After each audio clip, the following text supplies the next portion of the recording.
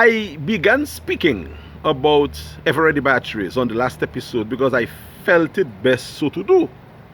Because after all, batteries were essential necessities back in the day.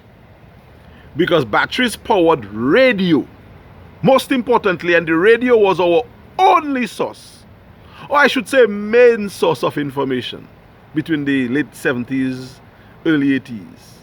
TV was around, but TV was for Goabug. Not everybody could afford a TV.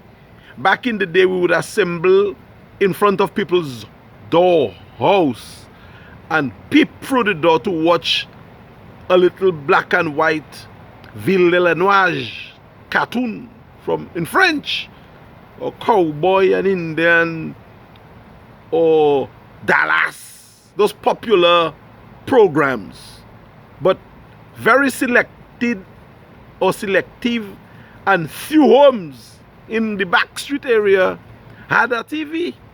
So that's where you'd find all the children in the evening, early evening, late afternoon time, watching popular programs.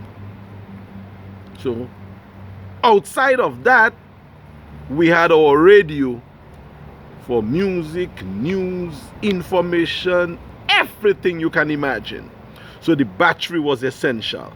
Because power would have been, when I say power, I mean electrical power, would have been connected or installed towards the mid-70s. I believe our house was wired by Lindo Challenger. I remember as a little boy observing Lindo doing his stuff.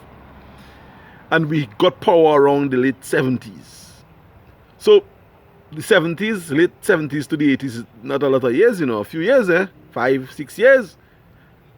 And we were not the least off, but we were not the best off. Because my grandfather, may he rest in peace, was a farmer. He was somebody in the community, and he was okay.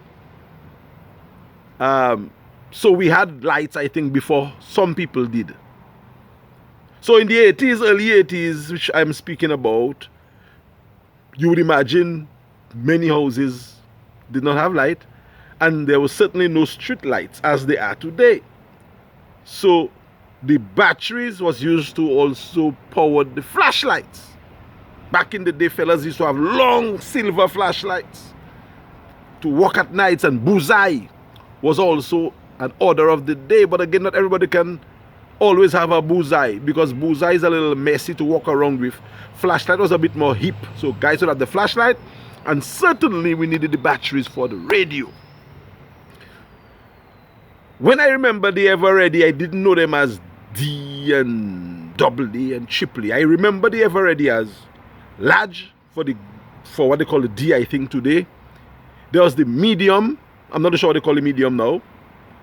There was the small. I think they call it the double A now. And there was the pen light. I think they call it the triple A now. That's how we knew the batteries. So we'd go to my shop and ask for a pair of large, medium, small, or pen light battery. And they were always all EVEREADY. And I believe at one point in time, probably before or during the time EVEREADY was around, there might have been another brand of batteries. I'm not too sure what was the name, and I don't have it in my recollection now. All I remember is the good old EVEREADY battery. And this, to me, as I mentioned earlier, was an essential item, and still remains to me as a standout item in my upbringing, because the EVEREADY really showed me the world. It exposed me to things. I started listening back in those days to DBS radio, Radio Dominica or something like that. I think the radio was established somewhere in the early 70s. Now I know it was in 1971. But as a boy growing up, I grew up with the radio and the people on the radio. And I had a fascination for the work that they did. That's why it eventually became a broadcaster. I think I mentioned that earlier on, and I can get into that a bit later in the series of programs. But you see how much we can say about one item, the EVEREADY battery? And I suspect we'll say more, because our quota in terms of the time allotted to each episode is come and gone, and I'll continue speaking about the wonderful experiences that we shared in the Calibishie community on the next episode of Calibishie Chronicle.